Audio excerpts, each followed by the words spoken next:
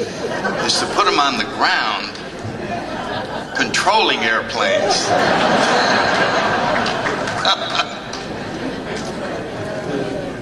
And somehow I made it through the school in Glencoe, Georgia. It's an old, I don't know if they still do it up there, but that was it.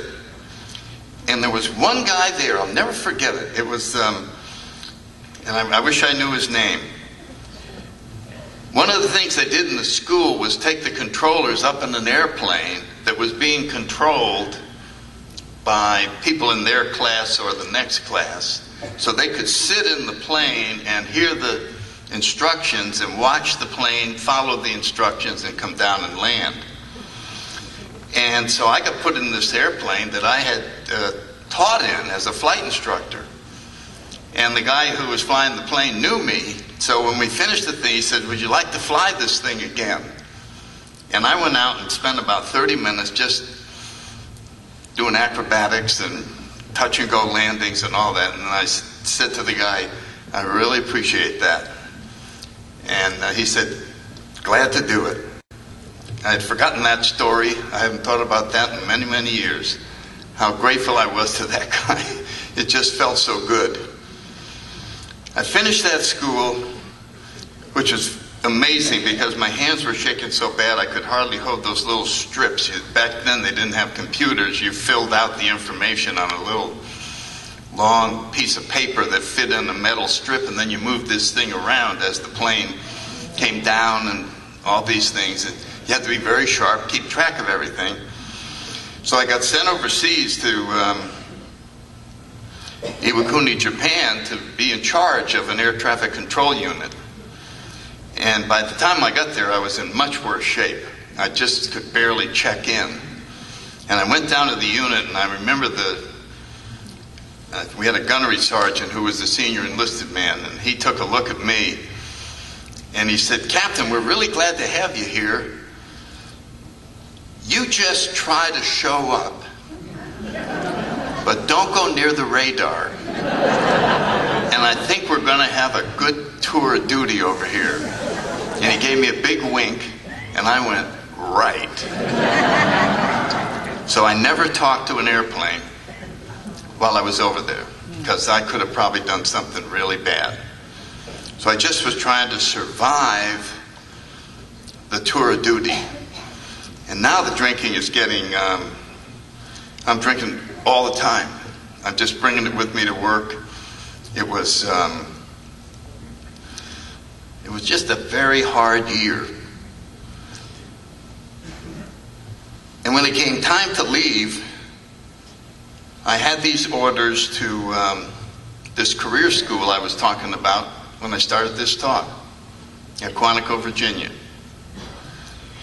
And I'm just going to end my drinking story by telling you about my leaving Japan and getting to Connecticut to get my family to go back out to Quantico, back down to Quantico. We were sent up to Yokohama to wait for an assignment to a plane out of Haneda to fly back. And they said, "Now you have to stay in this BOQ. Don't leave, because we could be coming in going, pack your bags and get in the bus, we're on the way. So don't be leaving." And I'm going, all right. Well, I need a drink. And a day went by. And I said to the other guys, "I'm just going to shoot over to the club. Surely there's time for one drink. And I'll be right back." So I shot over to the club, had one drink, came back, no bus. I said, "Well, I'll go over and have 2 drinks." So I went over on 4 or 5 nights, and I said, "I bet you I could make it back into the city of Yokohama, where I used to drink in the bars down there, and say goodbye to everybody one more time." And the people were going, "Sandy, if you do that, you know how serious it'll be if you miss it." "Oh, no, I'm just going down and going to come right back." So I went down, I stayed about a half an hour, came right back. Still didn't miss the bus. So 2 nights later I went down there, and it wasn't so lucky this time, because I came to, I remember opening my eyes, and it was there was daylight. I could see light coming through the windows, but I didn't know where I was. I was in a room. It was like an octagonal room. Never had I come to in an octagonal room before. I just looked all around. And it had curtains with Navy ship's wheels on it. Made me suspect I might be something to do with the Navy. And then I saw a ladder, a metal ladder that went down. So I went over and looked down there. I was at the main gate of the base, in the officer of the day's bed. And I had a note on my uniform. When I looked in the mirror, I saw the note. And it was from a Lieutenant J.G. And he said, Captain Beach, you're a disgrace to your uniform. A taxi brought you back at 3 o'clock in the morning. You fell out on the thing. We had to pay the cab driver. We carried you in here. You're absolutely incoherent. The bus has already left. Report to Admiral Brown when you wake up. I'm going, whoa, man, this is... So I got my act together as much as I could, and I climbed down those things, and the shore patrols down there, they love to give Marines a hard time. Good morning, Captain. How you doing, sir? Good to see you. Yeah, hi, Captain. And I said, how long ago did the bus leave? And they said, oh, it left an hour ago. I went back to the place. I got my bags. I called a cab. I signed my own orders out of that base. I took a cab to Anita, hoping that I got there before they did. And I did. I got there before the bus did. I checked in, because I had the order signed. And they told me, take your bags over here. We need your passport. Now you come over here. Let me see your shot chart. Bum, bum, bum, bum, bum. All done. You wait over there, and we'll let you know when the plane's going to go. Now the bus arrives with my buddies.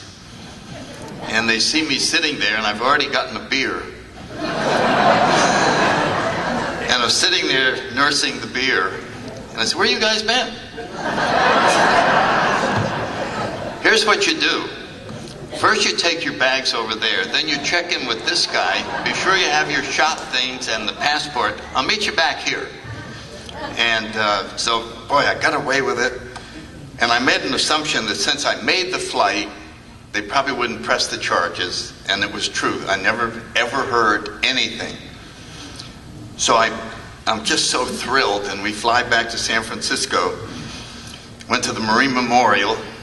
The Marine Corps has a hotel in San Francisco. Called my wife back in Connecticut and said, I'm back. And I had a wad of cash. We got paid in cash then. I had the cash that was going to cover the airplane ticket back to Connecticut. It was going to cover getting the family, driving down. It was the money that you get when you're being transferred. And I said, I'm going to go out to the airport tomorrow, and I'm going to see what the flights are, and I'll call you from the airport, let you know when I'm flying into New York. You guys can come down. Okay. So I went out drinking to celebrate being back in the States. And I came to on a train pulling into Los Angeles with no money at all. I think I thought I was going to Camp Pendleton or something, and I went down there. So I came out of the train station, and I needed to get to the airport because I had to get to New York. And I was wearing my uniform, and back then sometimes people would cut you slack if you were wearing your uniform. And I asked the cab driver if he could take me to the LAX. He said, sure. He said, I was in the Marine Corps myself. Come on in. And I got in there, and I came out to the airport, and I knew what I had to do. I had to go up. Back then you could sign a counter check. This is how long ago this was. You forgot your checkbook. Could I fill out a check, put my bank in there? And they would go, yes, if you had proper identification. But in order to pull that off, I knew I needed 4 or 5 drinks. So I went in the bar, and I sat around, and some guy came up and said, can I buy you a drink? Oh, right, Marine Corps. Yes, yes, yes. So I'm sitting there drinking. He went to the bathroom. I poured his drink into mine, and I drank that down. Somebody else went to the bathroom, and I got a cup full of bucks from him, and then I bought. So finally I had 4 or 5 drinks. I went over to the airline. I said, I don't have a checkbook, but I have an account. I'm going to New Haven, Connecticut. Well, what's your bank? And it had to be a bank in New Haven because I was going to have to go cover the check by getting a special payment up in New London, the Navy base. This is all my planning of how to come home from overseas. And so I took a guess that every city has a Second National Bank. And I filled out Second National Bank of New Haven, Connecticut. And got the plane ticket, get home, and I'm real nervous, and people are going, what's the matter? And I said, listen, is there a Second National Bank of New Haven? And they said, yeah, it is. It's right there. Oh, good, good. I got to go up to New London and get a special pay. You can go to the military base if you have some story. You can get sort of an advance pay or something. So I got this money. It was probably $110 or something. I went to the Second National Bank of New Haven, opened a checking account, and deposited $110 into the checking account so that it would cover the check. So that's how easy it is to come back from Japan to the United States. You just...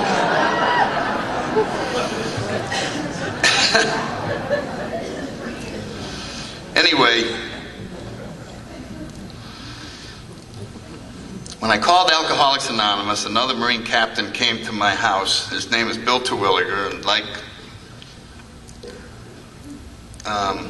Tommy, I had the same sponsor for 42 years. And it was just a wonderful relationship.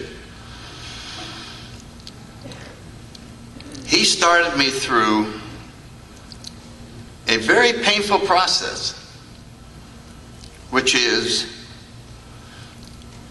they wanted to wrestle the management of my life away from me into his hands and the group's hands, and eventually into God's hands. Now, the most precious thing you have is control over your own life. You make the decisions about yourself. And they're implying that they want to make the decisions. And when I asked him why he thought that would be a good idea, he said, well, you still have a wristband from a nut ward on your hand. And just guessing, if anybody ran your life other than you, you'd probably be better off than if you keep running it. And so when I came to the third step and was balking at that, I don't know who God is and everything, he just said, well, why don't we turn your life over to whatever will take it?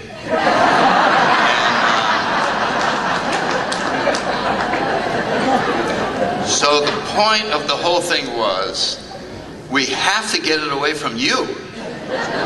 That's going to be 10 steps forward right there. You. And I'm fighting all this, and he said, but wait, you're still in charge of something very important. Oh, and I said, good, what's that? You get to evaluate the results of other people making your decisions. And if you don't like them, we'll give it back to you. So I followed everything they were doing, and everything kept getting better. And like I said during the workshop, I didn't want to tell them, I didn't want to admit that they might be right, that they were doing a better job than I was doing. But the evidence became overwhelming that